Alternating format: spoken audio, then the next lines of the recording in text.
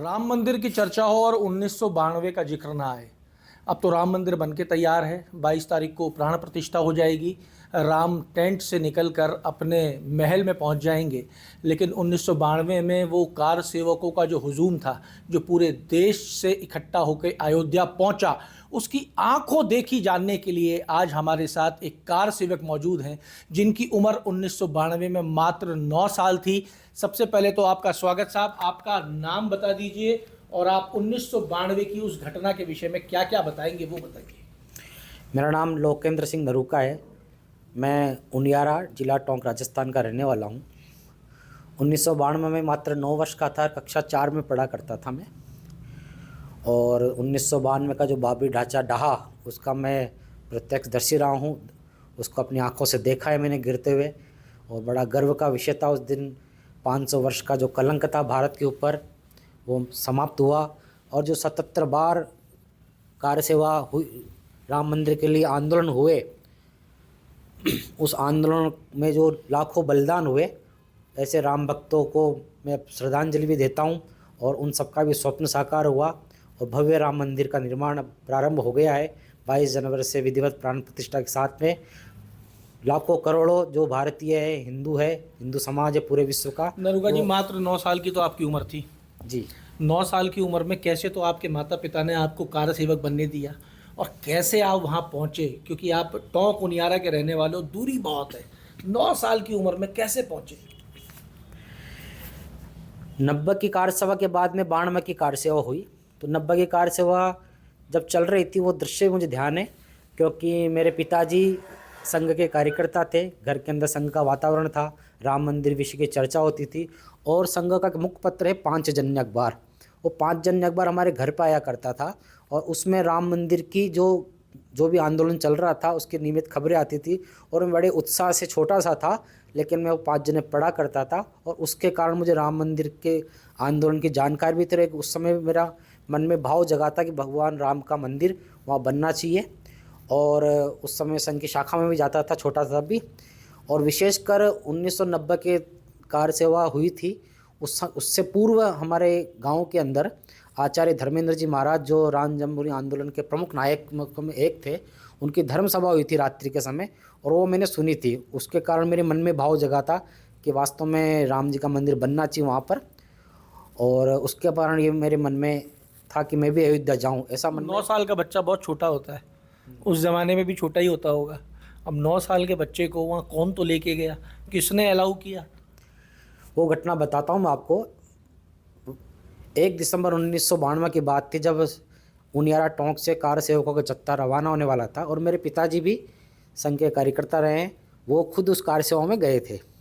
तो जब वो रवाना होने वाले थे, तो रवाना होने से पूर्व वो घर पर जब माताजी उनको तिलक कर रही थी कार सेवा में जाने के लिए, तो 2 बंधु और भी थे साथ में, ऐसे 3 लोग थे।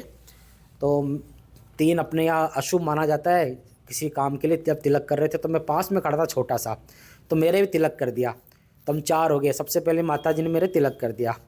हमारे यहाँ तिलक जब करते हैं संस्कृति में, जब कोई विशेष काम करने जा रहे होते हैं, तो क्या ये पहले से तय था, क्या ढांचा गिराया जाएगा? नहीं, ढांचा गिराया जा रहा तय का तो ध्यान नहीं, लेकिन हाँ, राम मंदिर के लिए जो आंदोलन था और राम मंदिर बनना चाहिए, ऐसी भावना सबकी थी। और मेरे परिवार में ये वातावरण था कि राम मंदिर बनना चाहिए। माताजी को पता था कि 90 में गोलियां चली है, कुछ भी हो सकता है, लेकिन राम जी से बढ़कर कुछ नहीं है। इसलिए माताजी ने तिलक करके पिताजी को वहाँ कार सेवा के लिए भेजा। मैं तो छोटा था, मुझे तो वैसे ही खड़ा कर दिया, लेकिन उस तिलक लगाने से मेरे मन में एक भाव जगा। उसके बाद हम जब पास के मंदिर से, जब वो कार सेवा जत्था रवाना होने वाला था, तो वहाँ दुपट्टा भी डाल दिया गया मेरे, और ऐसे में अनायास एक राम कार सेवक बन गया। और फिर मेरे मन, जब वो जत्था रवाना हो रहा था मंदिर से, तो मेरे मन में एकदम भाव जगा कि मुझे भी कार सेवा में अयोध्या जाना है। उस समूह से मैं छूट कर घर आया। दोबारा मैंने माताजी को प्रणाम किया और कहा मैं अयोध्या जा रहा हूँ। माताजी ने कहा ठीक, जा तू भी अयोध्या। और ऐसे करके मैं उनियारा बस स्टैंड पर पहुँचा। उसके बाद में मैंने पिताजी से कहा कि मुझे अयोध्या जाना है। तो पिताजी ने कहा कि वहाँ तो बड़ी दिक्कत है, वहाँ तो बड़ा खतरा है, तू नहीं जा सकता। तो मैंने जिद करी, और यहाँ तक मैंने पिताजी कहा मुझे अयोध्या नहीं लेके जाओगे तो मैं कुएं में कूद के मर जाऊँगा। जब मेरी उनको जिद, उनको लगा कि बालक ज़्यादा हट कर रहा है, तो उन्होंने कहा चल मेरे साथ। तो उन्होंने सोचा कि इसको सवाई माधोपुर स्टेशन तक चलेंगे और वापस इसको वहाँ से भेज देंगे। लेकिन जब स्टेशन में पहुंचे, ट्रेन आने वाली थी, तब पिताजी ने कहा कि तू घर जा, वहाँ तो गोलियां चल सकती है। तो मैंने कहा कि गोली से बाद में मरूंगा, मैं पहले मैं ट्रेन से कट के मर जाऊंगा, यदि मुझे अयोध्या नहीं ले जाएंगे। ऐसा एक भाव जगह, प्रभु श्री राम की कृपा हुई ऐसी। उनको तो मुझे इस घटना का साक्षी बनाना था, प्रभु श्री राम को। तो फिर पिताजी ने कहा कि ठीक है, मैं यदि गोलियां चलती मैं शहीद होगा, तू भी शहीद हो जाना, चल अयोध्या। और ऐसे में मेरे पिताजी के साथ में कार सेवा में अयोध्या पहुंचा। पहुंच गए साहब, आप अयोध्या पहुंच गए। अब वहाँ का क्या मंजर है, ये हम आपसे आंखों देखी सुन रहे हैं 1992 की। बहुत छोटा था मैं, लेकिन वो सब घटनाएं मुझे मेरी स्मृति पटल पर बनी हुई है आज भी, क्योंकि वो सब ऐसी रोमांचकारी हुई घटना थी जिसको भूल नहीं सकते हैं। तो 2 दिसंबर को वहाँ पहुँचे कार सेवा में, चारों तरफ राम भक्त दिख रहे थे। पूरे अयोध्या में माइक लगे हुए थे, सूचनाएं प्राप्त हो रही थी, जय श्री राम के नारे गूंज रहे थे। और वहाँ नियमित रूप से धर्म सभा का आयोजन होता था, और 2 दिसंबर को भी वहाँ धर्म सभा हो रही थी। संयोग उस दिन रहा कि धर्म सभा का दिन था, वहाँ हम पहुँचे थे वहाँ पर, कि मैं वहाँ पहले दिन बिछड़ गया था, बाद में फिर पिताजी वगैरह मुझे लेने के आए। लेकिन वहाँ ज़बरदस्त उत्साह का वातावरण था, हर तरफ जय श्री राम गूंज रहा था। ये तो हो गई पहले दिन की घटना। आप उसके बाद कितने दिन रुके आप वहाँ? हम 1-2 दिसंबर को पहुँचे थे, 3, 4, 5 ये 3 दिन दिसंबर को वहाँ की दिनचर्या भी बन गई थी। हम वहाँ सरस्वती शिशु मंदिर है, तुलसी उद्यान, वहाँ हम ठहरे हुए थे, जयपुर राजस्थान के कुछ कार सेवक। वहाँ सुबह सबको सूचना थी कि सुबह सरयू में स्नान करना है। स्नान हम सब कार सेवक बड़े 2-3 घंटे सरयू में स्नान करते थे। उसके बाद में व्यवस्था थी, भोजन की व्यवस्था भी विश्व हिंदू परिषद संगठन के द्वारा थी वहाँ पर। वहाँ हम भोजन करते थे, दिन भर हम अयोध्या में भ्रमण करते थे। उस बीच में हमने जो रामलला थी, जो बाबरी ढांचे में स्थापित थी रामलला, उसके भी हमने दर्शन किए। और शाम के समय 3-4 बजे लगभग रोज़ वहाँ धर्म सभा होती थी। उसमें माननीय अशोक जी सिंघल, साध्वी शिवा सरस्वती जी, साध्वी रितम्बरा जी, आचार्य धर्मेंद्र जी महाराज, विनय कटियार जी, इन सबके ओजस्वी भाषण होते थे, और वातावरण श्री राम के नारों से गुंजायमान रहता था। ऐसे वो 3-4 दिन वो देखा। कार सेवा की निश्चित तिथि तय थी, 6 दिसंबर को कार सेवा होगी। 6 तारीख को, अब 6 तारीख का दिन आ गया जी।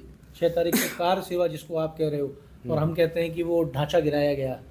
अब 6 तारीख का वो दिन, बिल्कुल 6 तारीख के दिन को लेकर सारे कार सेवकों में ज़बरदस्त उत्साह का वातावरण। सबको सूचना थी कि 12 बजे के लगभग वहाँ धर्म सभा होगी, वहाँ पहुँचेंगे सब लोग। कहाँ होनी थी ये धर्म सभा? वो अयोध्या के ढांचे के पास में एक स्थान था, वहाँ पर धर्म सभा होने वाली थी। तो वहाँ सब पहुँचे कार सेवक। 12, साढ़े 12 बजे एकदम जय श्री राम के नारों से पूरी अयोध्या गूंजने लगी। अचानक कार सेवकों का समूह बाबरी ढांचे की ओर बढ़ने लगा। धीरे धीरे वो पूरे गुम्बदों पे चढ़ गए चारों तरफ से। उस समय कल्याण सिंह जी की सरकार थी, उसका भी पूरा सहयोग था। 90 में तो गोलियां चली थी, लेकिन 92 में ऐसा कुछ दृश्य नहीं बना। कार सेवक चढ़ते गए, हज़ारों की संख्या में कार सेवक उस गुम्बदों पे चढ़ रहा था। और मैं भी छोटा सा था, ज़्यादातर समय में अपने साथी के लोग जो कार सेवक थे कंधे पे रहता था, क्योंकि छोटा था मैं भीड़ में। तो कंधों पे उस दिन में मैं किसी के कंधे पे बैठा हुआ था, और वो देख रहा था दृश्य। बाबरी ढांचे पर कार सेवक चढ़ गए, और धीरे धीरे जय श्री राम के नारे लगते रहे। धीरे धीरे बाबरी ढांचा ढहने लगा, और 3, साढ़े 3, 4 घंटे का वो चला। और वो 500 साल का जो कलंक भारत पर था, वो बाबरी ढांचा 3.5, 4 घंटों में पूरा ढहा दिया गया। 5:30 बजे तो पूरा समतल मैदान हो गया था वहाँ पर। ढांचा ढाया गया या ढांचा ढह गया? नहीं, कार सेवकों ने ढहाया उसको, इसलिए ढहा वो। कार सेवकों ने चढ़ गए गुम्बद पर, तोड़ना शुरू कर दिया। ढांचा ढह गया। अब उसके बाद उस दिन दिवाली का सा माहौल हो गया था अयोध्या में। हर परिवार खुशी के आनंदित था उस दिन, और मिठाइयाँ बट रही थी उस दिन, पटाखे चल रहे थे। और पूरी रात वो जश्न की रात रही, उत्साह से जश्न रहा। दूसरे दिन अस्थायी राम मंदिर का निर्माण वहाँ हो गया था, वहाँ तंबू लगा दिया गया था। और सभी प्रांतों को सूचना थी देश भर के कि हर प्रांत आएगा, और कार सेवा मतलब हाथ से सेवा करना। हम भी पहुँचे, और मैं भी उस अस्थायी जो राम मंदिर था उसके अंदर ईंट लगाने का पुनीत कार्य मेरे हाथों से हुआ। इसके लिए मैं सौभाग्यशाली मानता हूँ अपने आप को। और उसके बाद आप वहाँ से निकले कब? उसके बाद हमारी वापसी 9 दिसंबर को थी।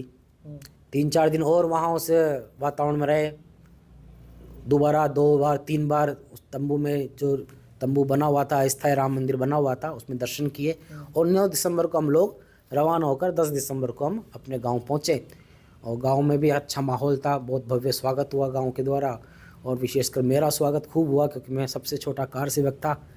ध्यान राजस्थान का तो मैं सबसे छोटा कार सेवक मैं ही था। कार सेवकों को ऐसा सुनने में आया कि प्रताड़नाएं भी झेलने को मिली उसके बाद में, आप लोगों के साथ में इस तरीके की कोई घटना? नहीं, ऐसा कुछ नहीं हुआ। कई सूचना मिली थी कि भाई का प्रतिबंध लग गया था उस समय आरएसएस के ऊपर। तो उस समय पिताजी तो मेरे थोड़े समय के लिए इधर उधर हुए थे, बाकी ऐसी कोई प्रताड़ना नहीं मिली ज़्यादा। हाँ, 90 की जो कार सेवा थी वो ज़रूर एक विशेष प्रकार का कष्ट देने वाली थी। वो मुलायम सिंह जी ने गोलियां चलाई निहत्थे राम भक्तों पर, सैकड़ों की संख्या में, हजारों की संख्या में राम भक्त बलिदान हुए। वो कार सेवा अलग प्रकार की थी। आपके पिताजी और माताजी अभी हैं दुनिया में? हाँ, है ना, बिल्कुल है। तो अब राम मंदिर बनने जा रहा है, अब रामलला स्थापित होने जा रहे हैं, 22 तारीख को प्राण प्रतिष्ठा होगी, उनका क्या कहना है? प्रसन्न अभी मिल रहा था पिताजी से। मेरा गांव के अंदर भी स्वागत सम्मान हुआ था पिताजी हम दोनों का, और पिताजी प्रसन्न, हम पिता पुत्र वापस वहाँ जाएंगे दर्शन करने। और आपकी माताजी जिन्होंने वो विजय तिलक निकाल के भेजा था, वो भी जाएंगे साथ में। उनका क्या कहना है? वो भी प्रसन्न है, और साथ में हम अयोध्या जाएंगे सब परिवार। गला रुआसा हो रहा है आपका? बिल्कुल। कारण?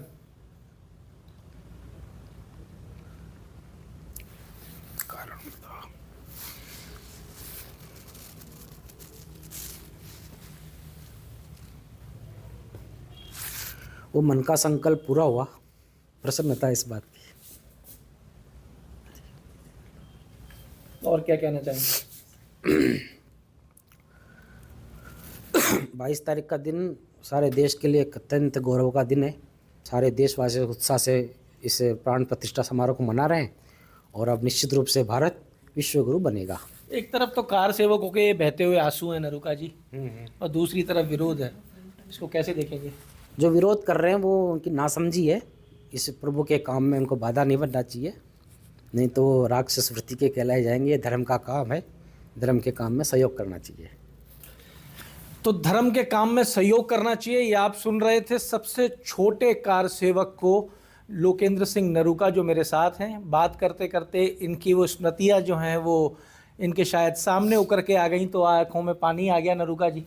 लेकिन ये और इनके पिताजी इस बात से खुश हैं कि इन्होंने जो संकल्प लिया था, आज वो संकल्प कई वर्षों के इंतज़ार के बाद में पूरा होने जा रहा है। और जो विरोध कर रहे हैं उनके लिए इनका कहना है कि विरोध नहीं करना चाहिए, नहीं तो वो राक्षस प्रवृत्ति के माने जाएंगे। यही कहना चाह रहे हैं साहब? हाँ जी, यही कहना चाह रहे हैं। तो अब राम जी का जश्न कैसे मनाओगे 22 को, ये और बता दो बस।